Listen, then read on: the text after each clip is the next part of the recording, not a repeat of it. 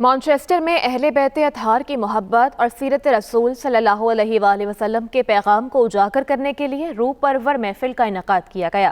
اس موقع پر حضرت علی رضی اللہ عنہ اور امام جعفر صادق کی یاد میں نیاز امام جعفر اور محفل میلاد بھی منعقد کی گئی، جس میں علماء کرام، سیاسی اور سماجی شخصیات اور سول سوسائٹی کے نمائندوں نے بھرپور شرکت کی۔ غلام مصطفیٰ مغل رپورٹ کریں گے۔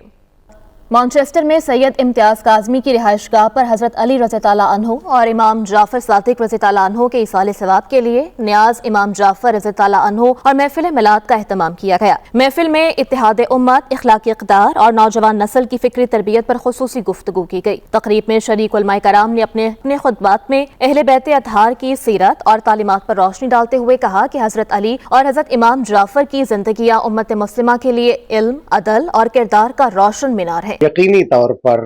پیغمبر گرامی صلی اللہ علیہ وآلہ وسلم نے اپنے ان غائبین کے حوالے سے بھی متوجہ کیا ہے، اور اللہ رب العزت بھی فرماتا ہے کہ تمام لوگوں کو جو ہے وہ اتحاد اور اتفاق کے ساتھ زندگی گزارنی چاہیے، اور خود پیغمبر گرامی صلی اللہ علیہ وآلہ وسلم کی سیرت طیبہ جو ہے اس میں بھی اگر ہم دیکھتے ہیں تو پیغمبر گرامی نے بھی امت کے اتحاد کی طرف متوجہ کیا ہے۔ جب امت متحد ہو جائے گی تو یقینی طور پہ جو طاغوتی طاقتیں ہیں ان سے محفوظ ہو سکتے ہیں۔ ایونٹس کمیونٹی میں ہونے چاہیے to create a harmony and love and peace, love and not hate, تو اس کی ایونٹ ہونی چاہیے کمیونٹی کے اندر، اور میں خود بھی آج آیا ہوں۔ I'm a counselor for Old Trafford and it is a pleasure to participate in this spiritual event۔ شیعہ سنی مسلمان 14 صدیوں سے یہ عمل انجام دیتے آ رہے ہیں، لیکن اتفاق سے یہ ہے کہ نفرتیں اب بڑھتی جا رہی ہیں، لیکن امت مسلمہ کے لیے ضروری ہے کہ وہ یہ عمل انجام دیں تاکہ کسی نہ کسی حوالے سے لوگ ان کے قریب آئیں، اور امت مسلمہ جو ہے، اور اس کا بہترین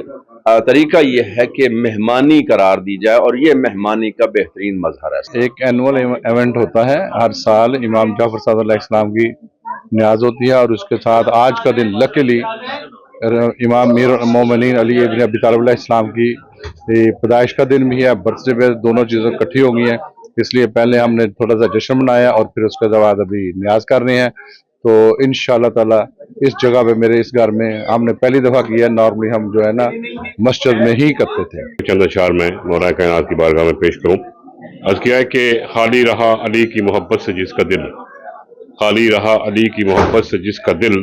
اس کو خدا ملا نہ رسول خدا ملا، اور دے کر علی کا واسطہ میں نے جو کی دعا، نام علی کے ساتھ مجھے مدعا ملا، مدح علی نے اوج پہ پہنچا دیا مجھے، صدقے میں بوتراب کے یہ مرتبہ ملا، اور محشر میں نفسا نفسی کا ہنگامہ تھا مگر، محشر میں نفسا نفسی کا ہنگامہ تھا مگر، حیدر کے نقش پا سے مجھے راستہ ملا۔ مسلم کیونکہ ہم سب حضور صلی اللہ علیہ وسلم کے فالوورز ہیں، ہم ایک ہی نبی کو مانتے ہیں، تو ہمیں اس طرح کی اور ایونٹس کرنے چاہیے جہاں ہم پوری دنیا کو دکھائیں ہم کتنے یونائٹڈ ہیں، اور اس یونٹی کی وجہ سے ہی جو ویسٹرن پاورز ہیں، یورپینز اور Americans, they will be afraid of us. We need to show globally our unity to the world,